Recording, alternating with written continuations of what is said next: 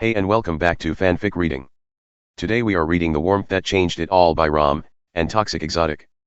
I hope you enjoy. Chapter 36, Christmas. Yang Xiaolong. As usual, the Xiaolong Rose house had been extremely loud for the entire day, the sound of laughter likely capable of being heard from miles away. A vast majority of the day had been spent watching the hilariously bad shows that the networks aired on the date, each one carrying a festive cheer that still managed to get the family in the spirit despite how terrible they were.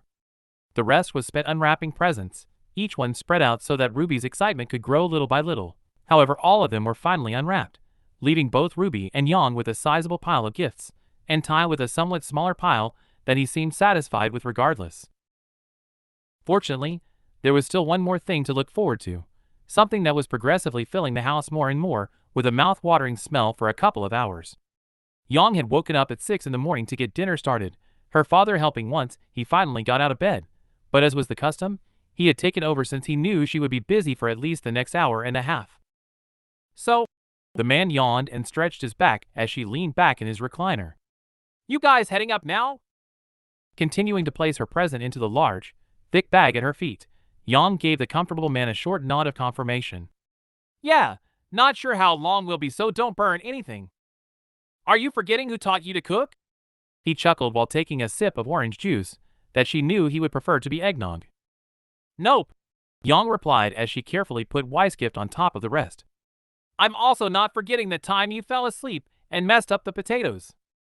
They turned out fine." He laughed dismissively with a wave of his hand. "MHM." Yang hummed sassily and turned to Ruby, who was already standing by the hallway door. "You want to get things ready? I'm gonna put these in my room." "Sure, bring up some soda too," Ruby said with a smile, shifting her own large bag that was full of much heavier items than Yang's, most of which being various random objects, from old DVD players to new tools. "Got it." Giving the girl a thumbs up as she disappeared around the corner, Yang stood up and quickly darted into the kitchen to grab the drinks, taking a glance at the food in the oven through the window to see how it was doing. With everything looking good, she moved back into the living room to grab her bag. "Have fun." Tai smiled at her as she picked up the presents. "You can come up and join us sometime, you know?" she offered kindly, just as she did every year despite knowing that he usually put on the wedding tape while they watched the others upstairs. "Nah, I'm good down here," he replied with a shake of his head, Yang knowing that the usual excuse was going to come. "That's yours and Ruby's thing." "All right," she replied and carefully slung the bag over her shoulder. "Well, call us down when Blake gets here for dinner." "Will do." With another smile and a brief nod at the man, Yang turned and left the room, making her way up the stairs and into her room. Knowing that Ruby would be a couple of minutes deciding which tape she wanted to watch first, she placed the bag on her bed and lifted the gift she received from Weiss from it. The beautiful, yellow leather moto jacket looked far more expensive than anything Yang owned, each strap, buckle, and zip purposely placed to accentuate its badass look, yet also serving to loosen or tighten it slightly if needed.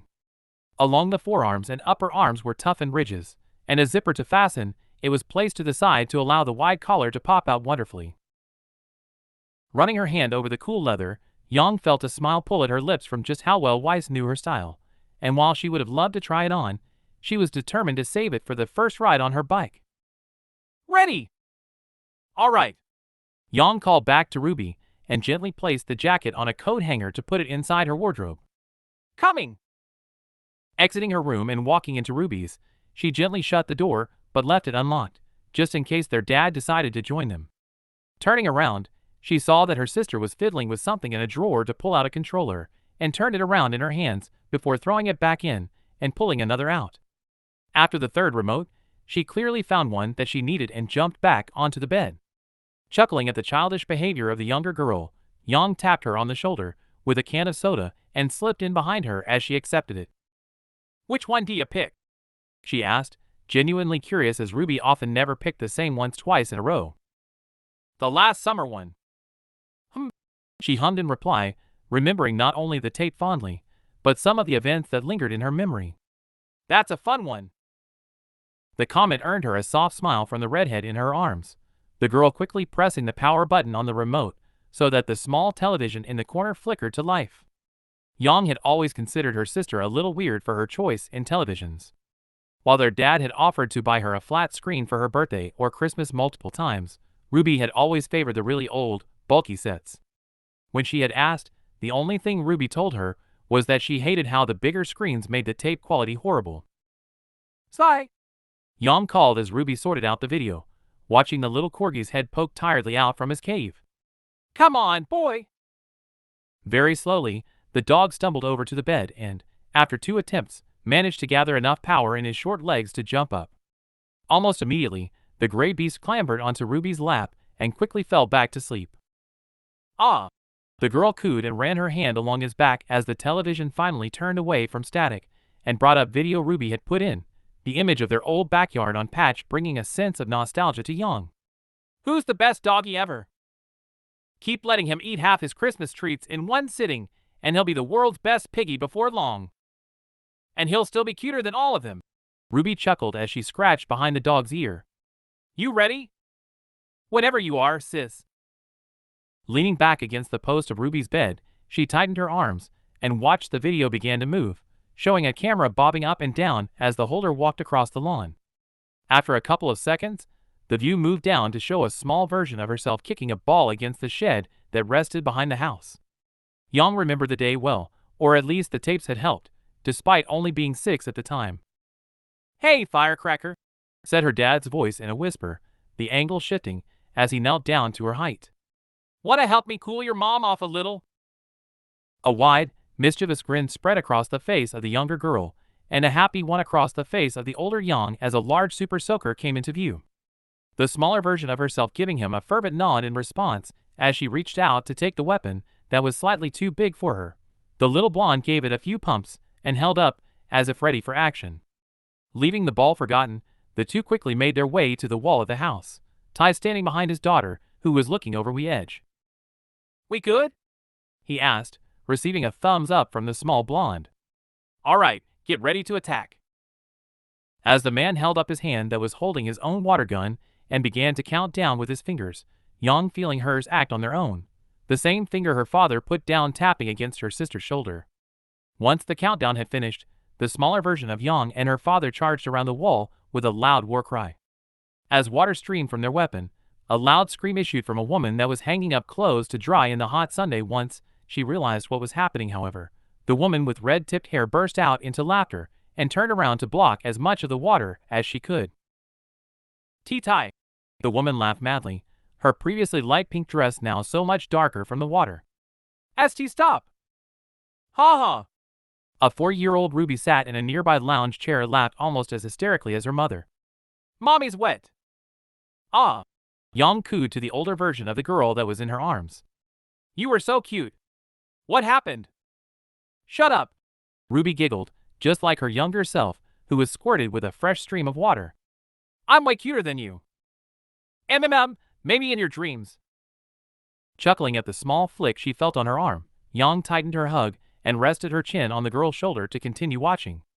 As young Yang and Ty's attention had turned to little Ruby, Summer had quickly snuck off and grabbed the hose that was attached to the house, quickly turning it on full and dousing their lower halves in water. Blushing slightly as she watched the younger her cover the mess with blonde hair flying, go running for cover, she still felt her smile widen at the sound of her mother and father laughing happily at the action.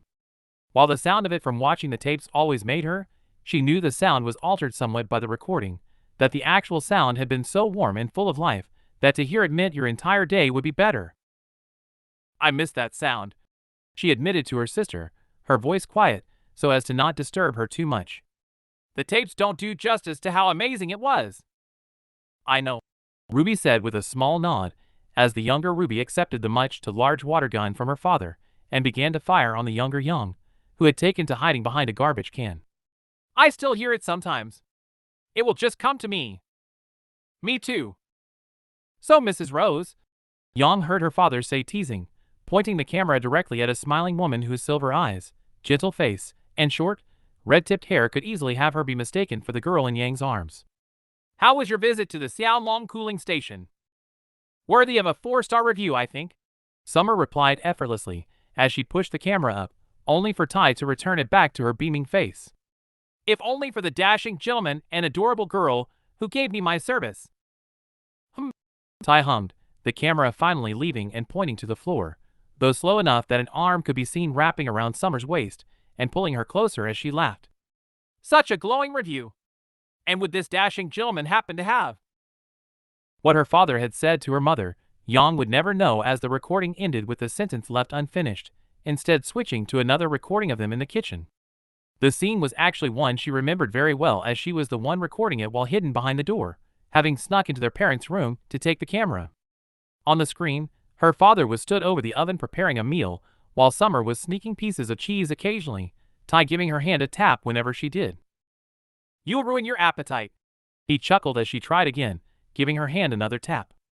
In the exact same way Ruby did, the woman gave him a slight, playful pout, and Tai rolled his eyes, lifting the spoon he was using to stir whatever was in the pan towards her mouth.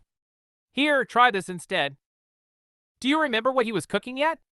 Ruby asked, her head having turned a little to look at her, while Yang watched their mother taste test what their father offered her. Nope, and he doesn't remember either, she replied, a satisfied smirk spreading across her mother's face. Looks like she enjoyed it though. Not bad, honey, she said with a teasing grin as he tossed the spoon into the sink and pulled another one out. Could be a little sweeter though. More sugar is your answer to everything, he said, bumping her with his hips, but obliging and adding a little more sugar. Oh look, I could say the same to you, Yang joked, and Ruby gave a small shrug. Sugar is amazing. What Mom said. Until your teeth fall out. What Dad said. But then I can finally achieve my life goal of being a gummy bear, Summer joked, sticking her tongue out at the man who shook his head at what Yang considered to be an amazing pun both then and now. I still need to write that one down, Yang chuckled as both Tai and Ruby groaned. I can't imagine what it would have been like to grow up with two of you telling puns, the redhead replied while making a shivering motion. Hey, puns are 1,000 times better than dad jokes, Yang countered, receiving a shake of Ruby's head in return. Taking a sip of her drink as she watched her parents happily conversing and joking around, Yang couldn't help but think back to her childhood, where such a sight was rather commonplace. While the two definitely had their issues, just as everyone does, it was clear to Yang even as a child that the two were meant for each other. From the way they clung to each other like glue, the way they balanced each other out, and even the way they joked around like teenagers when they thought they were alone, Summer telling awful, though Yang had always thought them brilliant, puns, and Tai half-heartedly encouraging her. It had been what encouraged Yang to record one of the moments. Unfortunately, the recording was only a short one, since Summer caught her out of the corner of her eye and threw a wink her way as she snuck more cheese, making child Yang giggle and run off. The screen turned black with static for a couple of moments as the tape caught up to where the next recording was, and after only a couple of seconds, the picture of a young Ruby showed up, her wide, toothy grin taking up the entire screen before the camera was pulled back. Are you gonna tell Daddy what they said? Summer's voice said clearer from behind the camera that Yang knew Tai was holding. Perfect teeth, the young brunette said loudly, her words still a little hard to discern. That's right, Summer replied, picking the chuckling child up from the ground with more strength than one would assume the delicate-looking woman possessed, and pressing a kiss into her cheek. And do you know what perfect means? Young Ruby gave a rapid shake of her head, but her eyes quickly widened with glee as a large double chocolate cookie almost the size of her head was presented. It means you've been a very good girl who gets a treat. That makes me want some cookies, Ruby sighed, her hand lazily scratching Zai behind the ear as the younger version of her eagerly reached for the baked good. After dinner, Yang replied firmly, knowing that if she showed any cracks then Ruby would attempt to whine her way into treats and ruin the meal. Mean it. Watching the little girl on screen happily bite into her gooey treat, Yang took another sip of her drink as her mother passed the child off to her father, taking the camera and turning it on them both. The man looked far younger than the one sitting downstairs, his blonde hair shorter and combed to the side, with no stubble covering his jaw. In his eye was a slight twinkle, one that, despite him still being rather happy most of the time, Yang had not seen in years. Well, at least you don't try to bite them like your sister does, the man said with a smile, the girl giving him a wide grin. Yang bad. Tai hummed with a laugh, that sound of giggling from behind the camera matching him. When we take her to the dentist, she is. I still can't believe you tried to bite them until you were 7. Hey, they got revenge by giving me braces for nearly 3 years. Yang replied scornfully, not forgetting how she hated the infernal wire contraption that had never felt anything but awkward in her mouth. I should have bit them more. Feeling her sister shake a little from silent giggles, she gave the girl a soft poke in the side. However, as she watched her parents continue to laugh and dote on the laughing brunette, Yang felt her scroll buzz in her back pocket and reached into her back pocket to pull it free. Bringing up the screen, she saw a message from Weiss, and though she hated that they wouldn't see each other on their first Christmas as a couple, the text was still more than enough to make her smile. I hope you are having a good Christmas, and thank you so much for the gift. I love it more than I can possibly say. What I bought for you seems almost shallow in hindsight, but I hope you liked it nonetheless. Please tell Ruby and your father that I say hello too. X. Is that Weiss? Ruby asked, causing Yang to look up and see her father trying to steal a piece of the giant cookie from the little girl, the child face forming a pout as she moved it away. MHM, she hummed in response, closing out of the message momentarily to pull up her camera. Here we go, Christmas photocard time. As was a usual tradition for them, Yang held out the camera at arm's length and readied it the best she could. Once it was in position, Ruby formed a heart shape with her fingers halfway between them and the camera, both of their faces visibly through the hole. As both of them gave the camera a wide smile, she snapped the shot and pulled the device back to type out a message to Weiss. You still sad you can't see her today? Ruby asked as she turned back to the television, the recording of Ruby after the dentist having already passed, and instead replacing with their parents dancing in the back garden, the recording steady as the camera had been set down on a wall. A little, she admitted, while the sounds of her father's laugh filled the room. But I got you, so I'm still extremely happy. I know, Ruby replied as she watched their parents enjoy themselves, though Yang noticed her voice had dropped some of its earlier happiness, as it tended to do during their watch-through of the tapes. As she clicked through her contacts and added them to a mailing list, her thumb came to a stop at a certain contact that she had yet to call. As her finger hovered over Raven's name, she contemplated whether it was really appropriate for her to send such an image as their first message, but ultimately decided that it wouldn't be.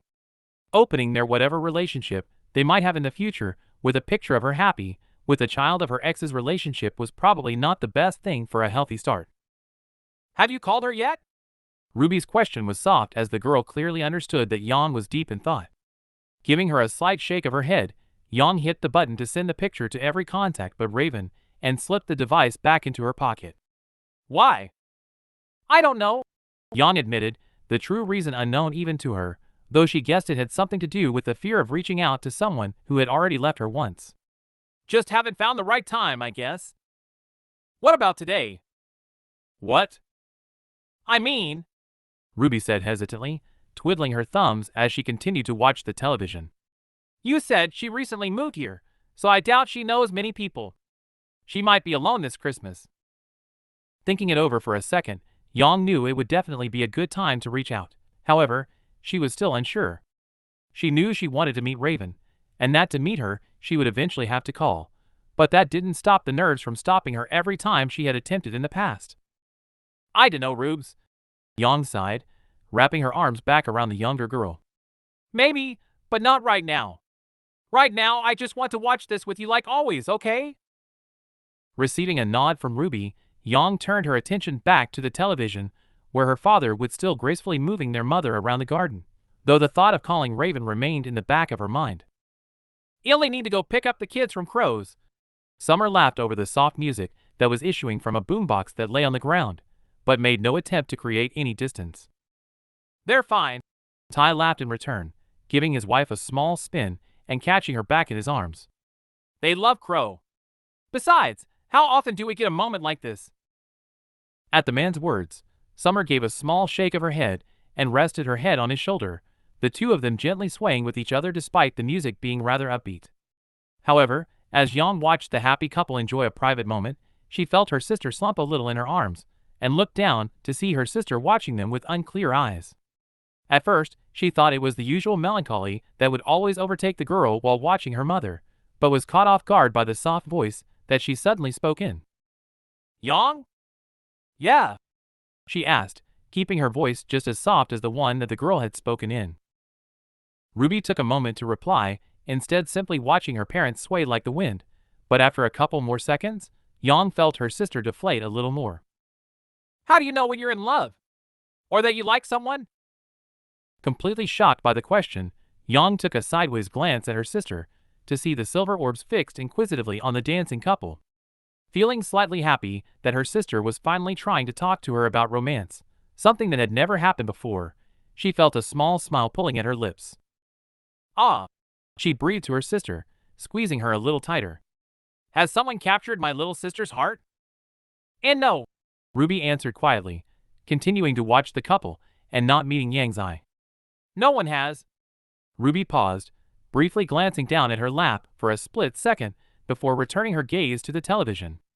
I just never really understood how you know, that it's more than just friends, I mean. Oh, Yang hummed thoughtfully, relaxing her hug a little. Well, I dunno. I guess I just really like being around them because they make me really happy.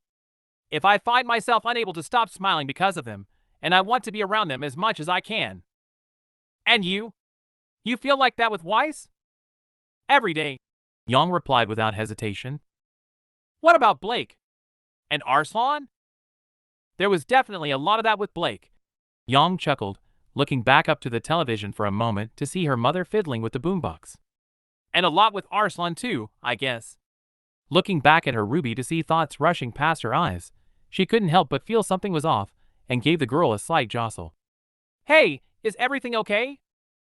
RWBY said with a short nod, her eyes not leaving the television as the recording started to come to an end. Just curious is all. Well, I am sure you will have someone steal your heart one day, sis. Yang said certainly, earning another quiet hum from her sister as the television gave a small flicker, the picture changing to show the most of the family sat around a campfire. Yang remembered the moment well, mainly due to the fact that they would frequently go camping in the small forest that laid on the west of Patch. It was a passion of her mom's, and though Yang often hated being dragged along at first, she always ended up having fun. Normally they would choose a nice spot by the lake, but she thought she remembered something about it having raised a little too high and forcing them up further on that particular day. With the three people on screen being herself, Tai, and RWBY, Yang knew her mother was filming her approach from the car. My little Rosebud, what did you do? The woman said with a soft chuckle as she reached the clearing, the camera landing on the grinning form of a younger RWBY, who had melted marshmallow and chocolate smeared all around her mouth. Honey, can you pass me the wet wipes? Sure. Tai laughed, his hand reaching into a bag behind him to pull out a pack of wipes that had gently threw towards the camera. She looks like you when you break into the cookie stash in the middle of the night. Don't give her ideas at such a young age. Summer replied with a warm laugh of her own, wiping RWBY's face clean before turning the camera back to her husband and their blonde-haired daughter, who was roasting marshmallows over the fire. How are the s'mores coming along? Hey, you did my marshmallows, right? Yang asked RWBY as they watched young blonde on screen turn to around. Kinda hungry for some s'mores now. Yeah, the redhead replied, her voice still a little quiet as she watched the scene. They're in the cupboard. Good, I'll make some after dinner. Most done. Tai replied to the woman, reaching out to take the roasted marshmallows from her younger self. Even on the grainy camera, Yang could see the flame-covered phone drooping slightly, but the man was clearly too busy smiling at his daughter to notice as he lifted them up to check the underside. I think these show. As he lifted the marshmallows, the flame-hardened shell came away from the gooey inside and landed straight on his head. For almost a second, everyone seemed stunned as the man winced, but a few seconds later, a large splash of water was thrown from behind the camera, the liquid quickly quelling the flame that had already threatened to set the man's blonde hair ablaze. Thankfully, as their father danced around patting his head and shaking his hair clear of the water his wife had doused him in, Yang felt RWBY giggle silently in her lap while the younger versions of them on screen burst into rapturous laughter. Happy that the girl's sulky moment seemed to have passed, Yang tightened her grip around her little sister and rested her chin back on the girl's shoulder, content to sit and watch the antics of their parents for as long at least another hour. Weiss let out a loud groan as she collapsed face first onto her bed and slipped her shoes off, her feet grateful for no longer having to support her weight on such spindly heels. The afternoon had been incredibly tiring, her father having held his annual Christmas gathering, meaning that Weiss spent the entirety of lunch and the small gathering afterwards talking to business partners and shareholders while under her father's watchful gaze. It wasn't all bad though, as it had allowed her to get her name properly imprinted on their memory, and to also get an idea of who they were. While many had been just like her father, crude and only caring about making as much profit as they possibly could, more than she expected were rather pleasant people who recalled how influential her grandfather was. "You look tired, sister," she heard from her door, Winter's voice hard but carrying a hint of amusement. "If you are incapable of handling this one day without collapsing, how do you expect to continue this for the rest of your life? My future Christmas will be spent with Yang and family, not with dullard business partners, who would clearly rather not be in attendance," Weiss replied, her voice muffled slightly as she spoke into her pillow due to not having the energy to move, though she did give the older woman a raised eyebrow as she moved into her sideline. "And where were you this afternoon?" While the whole family was supposed to be in attendance, Winter had been noticeably absent throughout the event. Even their mother had at least stayed for a couple of hours before ducking out, much to their father's annoyance, but Winter had refused to show up. The only thing Weiss had been able to say, when the contacts she talked to asked for her whereabouts, was that she had a terrible migraine and couldn't attend. "Father told me I had to go," Winter replied dismissively, placing her jacket over the back of the chair and sitting down on the bed. "So I decided not to." "You could have at least come for me," Weiss replied, finally lifting up from the pillow slightly and twisting her body to face her sister. "I will not always be there to help you, Weiss." Winter sighed and laid back beside her, the pale blue eyes darkening slightly as she stared up at the ceiling. "Something I have clearly proven already. You must learn to handle these things yourself if you truly wish to take the company for your own. I meant as my sister, not my support." She sighed in return and rolled over onto her back. "It has been too long since we attended such an event together." "That is true," Winter hummed thoughtfully, her hands linking over her stomach. "But the next one we attend together shall not be one of Father's.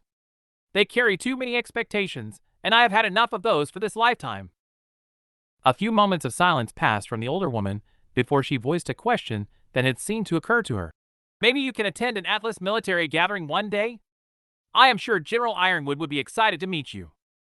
"Maybe," she said with a nod, and pulled a pin from her hair that kept it in place, the silky strands instantly flowing out of their neat position. "I will never understand how you can deal with your hair that long," Winter chuckled, her eyes having moved to watch Weiss' action.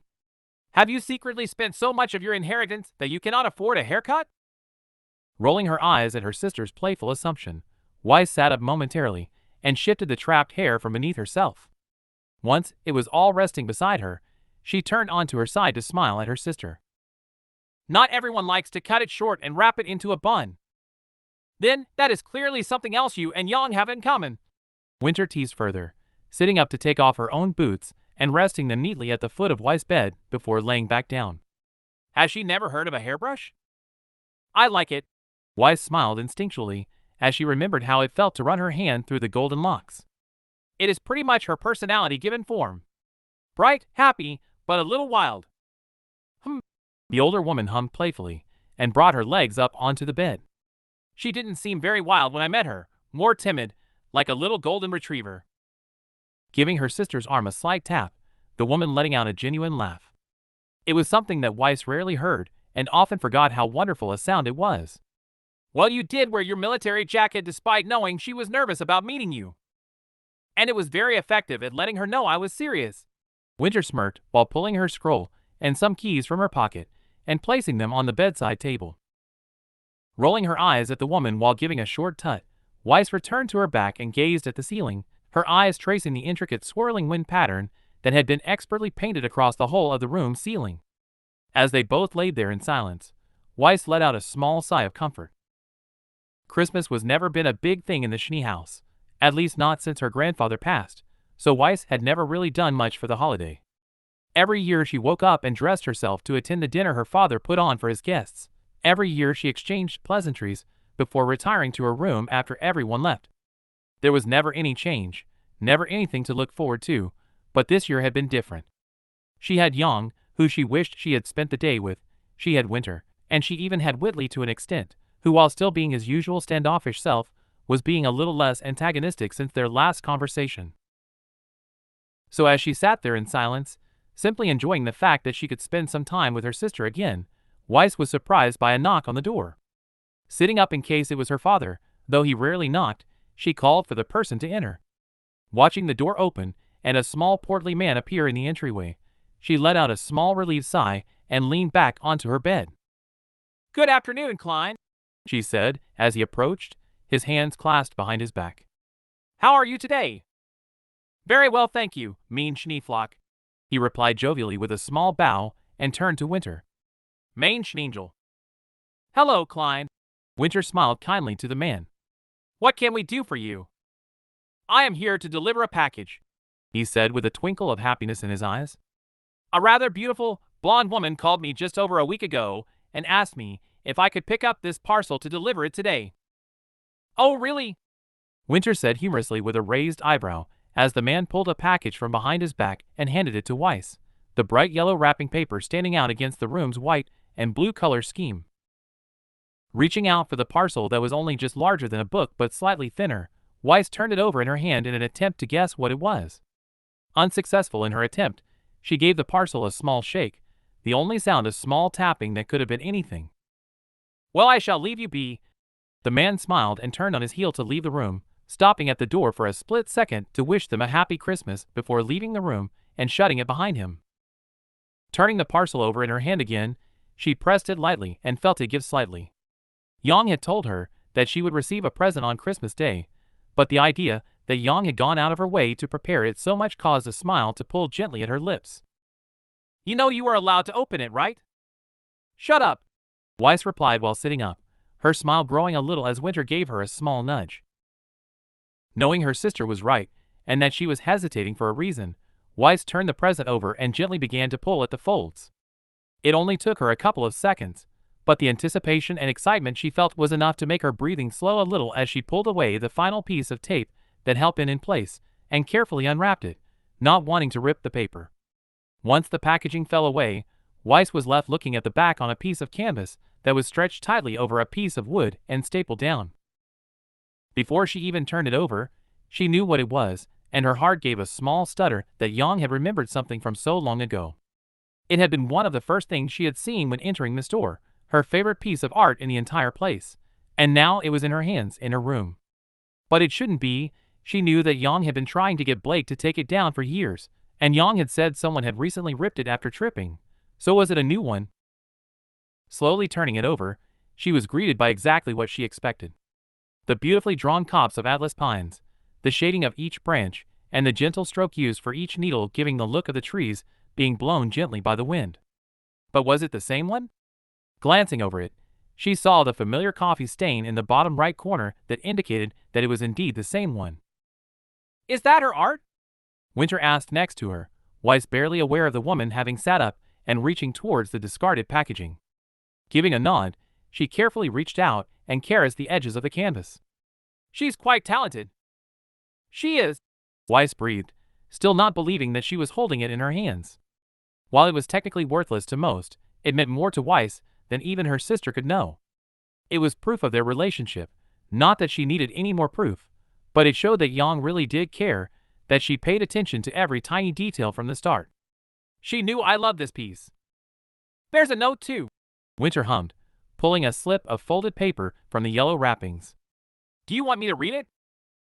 Not wanting to tear her eyes away from the drawing for at least another couple of minutes, she gave a soft hum of confirmation as Winter unfolded the paper. "Weiss," Winter said clearly, holding the note out slightly so that Weiss could look at it if she wanted. "I know I'm not the best with words, and I don't exactly have the money to get you anything expensive, but I hope this is enough to show you how much I care.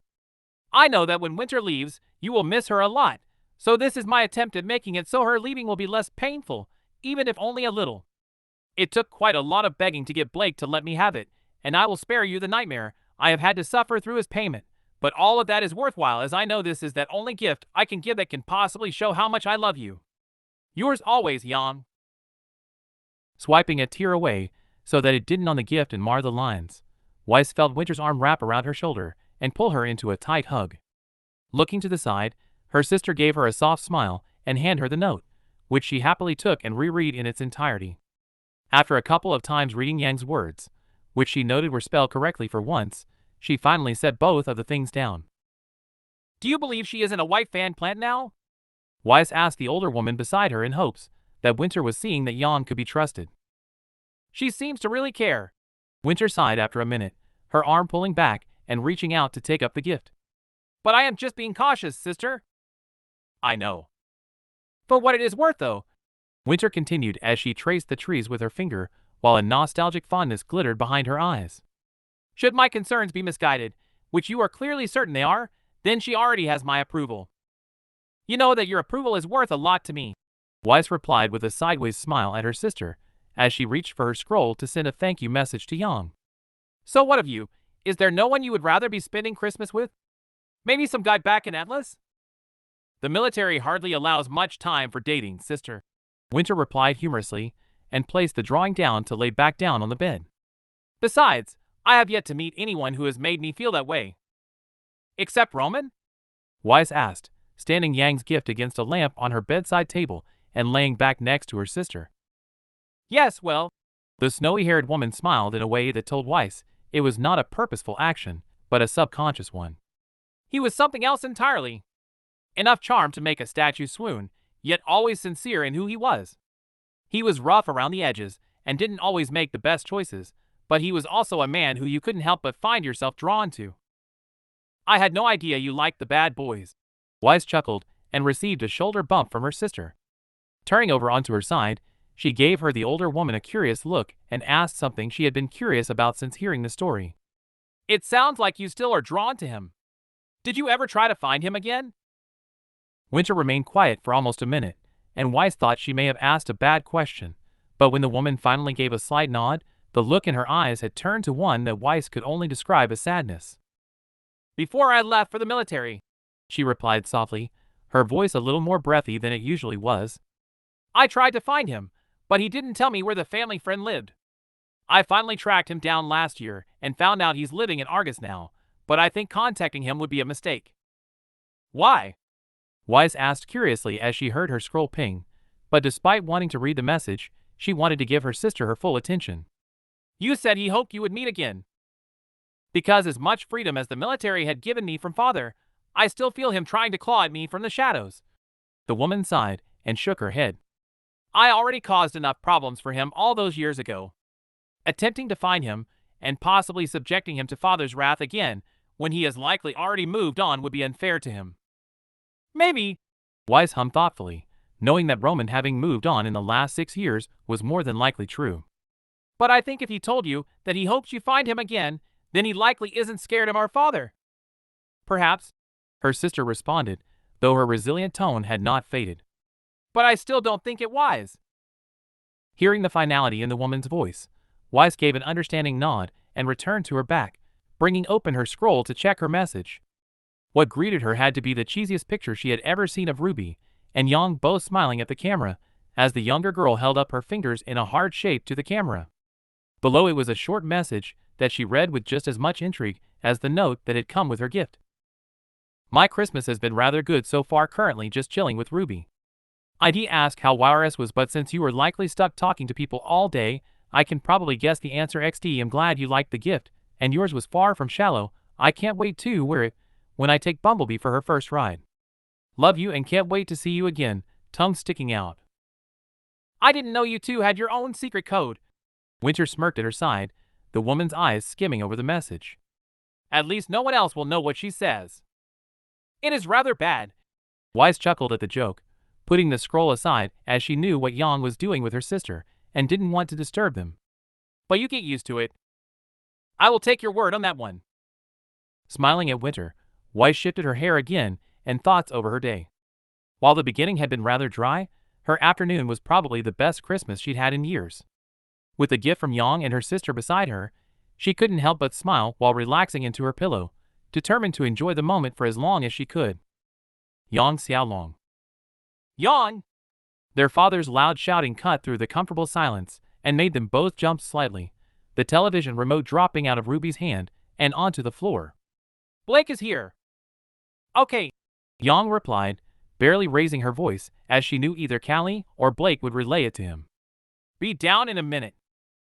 As Ruby wiggled out of her arms to pick up the remote, Yang stretched her arms until she felt the stiffness subside a little, along with the slight popping of her elbows. It had been almost 2 hours since they had sat down to watch the family tapes, a little longer than they usually spent watching them, but Yang enjoyed the extra time. Once the summer tape had finished, Ruby had quickly replaced it with one of the spring tapes, one filled with school plays and picnics, Yang being the victim of her sister's teasing for the former. However, as much fun as she had while watching them, a tiny bit of sadness washed over her when Ruby turned the television off, as she knew that she was unlikely to watch and enjoy the sound of her mother's voice until next Christmas. Even though Ruby was more than happy to lend her the tapes, Yang knew that she would never take her up on the offer, as watching them alone was far too painful for her. "I'm gonna take care of something before I go down," Yang said as she stood up from Ruby's bed and stretched her back. "All right," Ruby smiled as she sorted out the television. "I'll be headed down in a minute too."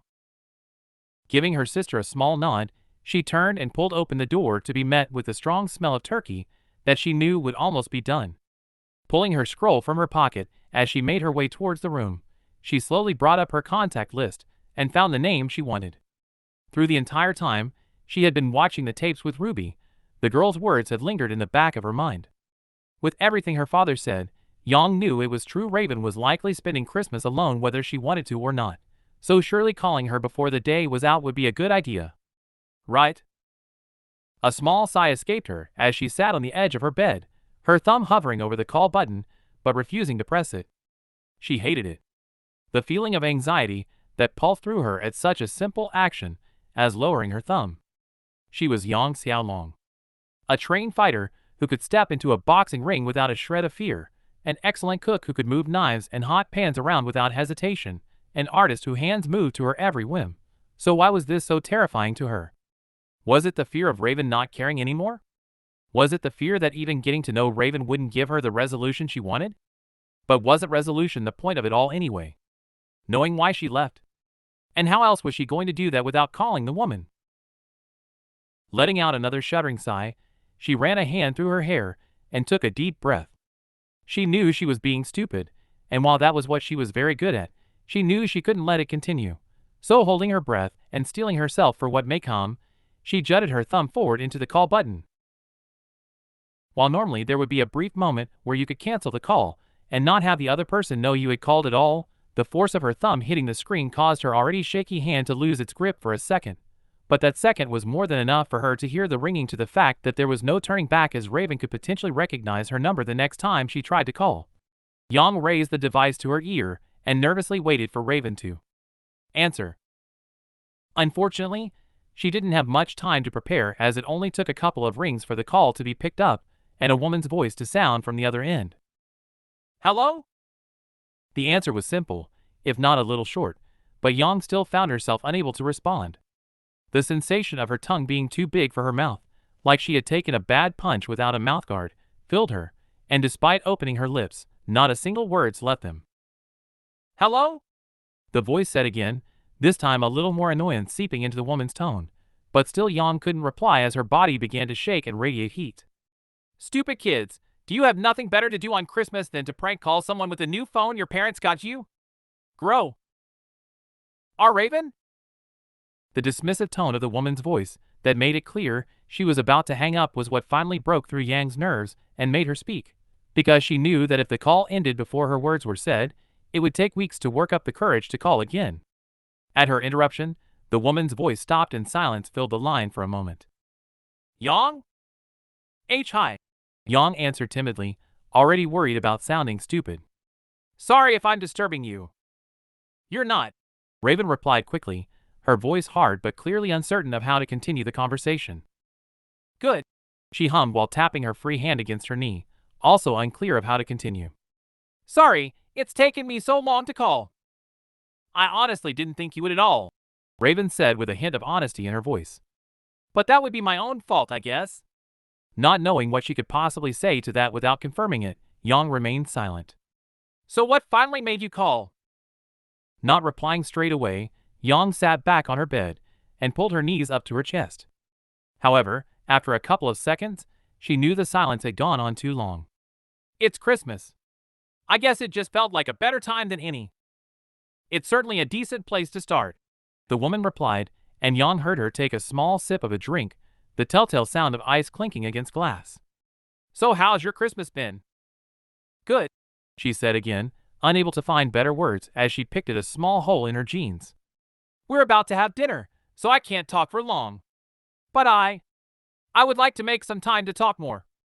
If you still want that?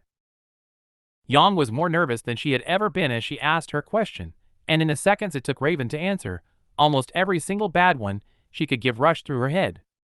Thankfully, none of those were correct when the woman finally replied. I do, Raven said clearly. I don't work on weekends, so they're free if that works for you. It does, Yang said with a nod that she quickly stopped as she realized she was alone in her room. I was thinking maybe in the new year? That works, 1 minute, Raven replied, a small amount of shifting being heard from the other side before her voice came through a little more echoey than before. How is the 5th? That's... Yang paused, unsure of whether that was too soon or not. The 5th was a little over a week away, but she knew she had to take that leap if she was going to get anywhere. That's fine. Do you know where the Black Cat Cafe is? Your friend's store? Yes, she answered with a thoughtful hum. I can be there around 12. So can I, Yang replied, knowing that she would likely be there much earlier than 12. But I need to go before Dad burns the turkey. I remember. Raven's voice trailed off, but Yang thought she heard a hint of fondness in it. I mean, I'm glad you called, Yang. I know I probably don't deserve another chance, but thank you for giving me it. I'm glad I called too, Yang breathed, a little relief rushing through her as everything had actually gone well. Bye. Goodbye, Yang. Hanging up the call, Yang rested her head back against the wall and let out a loud sigh of relief. She had expected the call to go much worse than it had, but then again she generally expected that, so I wasn't anything new. However, while it was rather close, she at least now had an opening, a meeting where things could finally progress, and she could get some answers. And though she would have loved to have sat on her bed and mull it over a little longer, she knew she was needed downstairs to get dinner ready, so she quickly pushed herself off her bed. Walking over to her door, she pulled it open, and was for some reason completely unsurprised to find Blake leaning against the wall opposite her, the girl's amber eyes looking at her softly with a gentle smile on her lips. I'm guessing you'll be staying at mine? She asked and pushed her way off the wall to take a couple of steps forward. Grateful that Blake had been aware enough of her needs to wait for her, and know what would be asked with needing to be, Yang gave a quick nod and threw her arms around the fawn's shoulders to pull her into a hug as she breathed a single word. Thanks. And that's all for today. Thanks for coming by and hanging out. I hope to see you next time.